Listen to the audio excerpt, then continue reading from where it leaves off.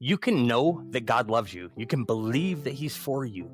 You can even lead others to him, and you can still feel completely disconnected inside. You can be high functioning, gifted, strong in front of a crowd, and still feel like you're drowning when you're alone. That doesn't mean that you are faithless. That means that you are traumatized. And I know that we don't like that word. It feels too dramatic, too clinical, too heavy. But the truth of it is, trauma isn't what happened to you. It's what happened inside of you when you didn't feel safe enough to process pain, maybe to process betrayal or to process loss. It's the silent wiring that our nervous system adopted to protect you when love felt risky, when stillness felt unsafe. And I know for some of you, that wiring is still running your life right now. That's why you don't know how to rest. That's why silence makes you anxious. That's why joy feels like a setup. Why your prayer life is dry, your relationships are distant, and your mind never stops spinning. It's not because you're broken. It is because your brain got stuck in a loop. That loop is what neuroscience calls a dysregulated nervous system, specifically a loop between your amygdala, your hippocampus, and your prefrontal cortex. The amygdala is your brain's alarm system. It fires off when danger's near. The hippocampus, it holds your emotional memories. And then the prefrontal cortex, it is the part of our brain that thinks rationally, thinks spiritually, thinks prayerfully. It is your discernment center.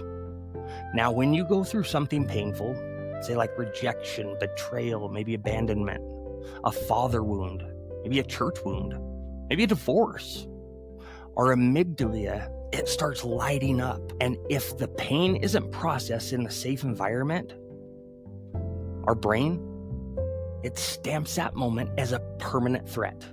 You understand that? Permanent, never going away, permanent threat. It doesn't just remember what happened, it memorizes the emotional state that you were in when it happened. It memorizes the panic, the tight chest, the survival mode. And now, years later, it can be something small. Maybe someone not texting you back. Maybe a weird look you got in a meeting. Maybe a quiet day from God. Can reignite that exact same loop. And what happens is it starts dumping cortisol into your bloodstream. It shuts down your ability to think clearly. And then it makes us start to feel like we're not safe again. That is the loop I'm talking about. And unless we retrain that loop, you're going to bring old pain into new seasons. No question. You're going to sabotage blessings that you prayed for. No question. You're going to walk into good things with a broken filter and wonder why nothing ever feels like enough. No question. And you're going to be exhausted, not because you didn't have faith, but because your nervous system has never known peace, or it hasn't known peace for a long time. Romans 12 verse 2 says, "Do not conform to the patterns of this world, but be transformed by the renewing of your mind." That word mind in the Greek is nous. Your thoughts, yes, but also your inner orientation, your filter, your wiring. So when we talk about renewing our mind, we're not just talking about memorizing scripture, we're talking about renewing how our body responds to safety. Because for some of us, stillness does not feel safe. Kindness does not feel safe. Love does not feel safe. And that's the damage of unhealed trauma. It makes you crave intimacy while simultaneously rejecting it, pushing that person away. You'll ask God for peace and then panic when he gives it to you. You're going to ask for connection and then self-sabotage when someone tries to get too close. You'll cry for joy and then numb out the moment that you feel it. And I'm telling you, it's not because you're too emotional or too spiritual, or you're not spiritual enough even. It's because trauma trained your body to associate peace with danger. That's why performance becomes your protector. That's why control becomes your comfort. That's why isolation felt easier than intimacy does. And the crazy part is, even though you're not in dangerous places anymore, if you're not in danger anymore, your nervous system hasn't gotten the memo. It still reacts like it's 10 years ago, like you're still the kid who got left, like you're still the man who failed, like you're still the woman who got abandoned, like you're still the addict who can't stop. But you're not. And the good news, your brain is plastic. It can change. It can heal. It can be renewed. That's not self-help. That's neuroplasticity. Look it up. And it's exactly what God built into you. So let's break this down practically right this very second. You've heard me say that your brain is in a loop, right? We have this loop. But let me take that into a visual for you. I want you to imagine this is a loop right here. This loop, this trauma loop, okay? First, we have our trigger. You see that here? We have our trigger. This is the first thing, the thing that sets off the loop. It could be a person's tone. It could be a delay in a text message. It could be a church service that doesn't move you. Or it could even be a compliment that feels too vulnerable.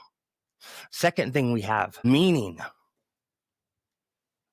Your brain assigns meaning to that trigger. And it usually comes from an old wound. It can be years past. Maybe they're going to leave. Maybe I'm not safe. Maybe I don't matter. The third thing, you have a response. All right? This is your automatic behavior. Maybe you shut down. Maybe you overreact. Maybe you yell. Maybe you isolate. Maybe you go into performance mode. Maybe you deflect. And the fourth thing you do, you get a reward, right? Or so you think. This is where your brain gets the dopamine hit from avoiding the pain. The control felt good. The silence felt safe. The scrolling numbed the anxiety. The fifth thing we do is reinforcement.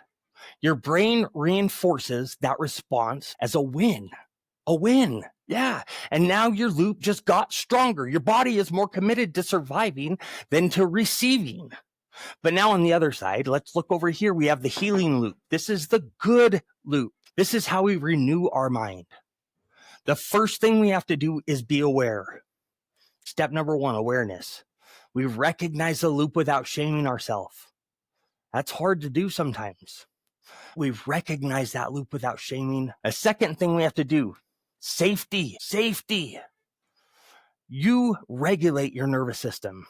You breathe, you slow down, you invite the Holy Spirit in, not just to your thoughts, but into your body. Third step is truth. You speak identity over the moment. 2 Timothy 1 verse 7 says, God did not give you a spirit of fear, but of power, love, and a sound mind. You declare that truth until you feel it shift. It will. And the fourth thing, action. What's the action step? You make a new choice. You stay present. You reach out maybe to someone. You don't numb. You don't grab the bottle. You don't spiral. You don't respond differently. And then step number 5, reinforce that. You repeat that healing loop until it becomes your new normal. Listen, this is the intersection of neuroscience and faith. Boom, where they collide. And this is where real transformation lives. In this loop right here. Remember that loop? It will change your life. If you want to heal, it starts by, number 1, stopping. Slow down. Feel what you have been running from. And then trust that Jesus isn't intimidated by your dysregulation. He loves you. He loves you so much. He's not surprised by your overactions, your overreactions, your dysregulation. He's not disappointed that you still get triggered. He's near to the brokenhearted. That's Psalm 34, verse 18. And near doesn't mean that he's checking maybe on your theology. Near means he's sitting with you in the moment that your system wants to shut down. That's how healing begins, through presence, through safety, through repeated reminders that love doesn't leave any war. And I'm telling you, this is what changes everything. When your system finally feels safe with God, worship becomes real, prayer becomes connection, not performance. Love becomes an experience, not a threat. And your life doesn't just look transformed, it feels transformed. So if you have been wondering why you can't slow down, why you keep pushing people away, why you still don't feel free even when you've been forgiven, this is your invitation right here. This is your invite. to stop performing, to stop pretending, to let the Holy Spirit return the very system that was built in pain. And to believe that healing is not just possible, but it is programmable.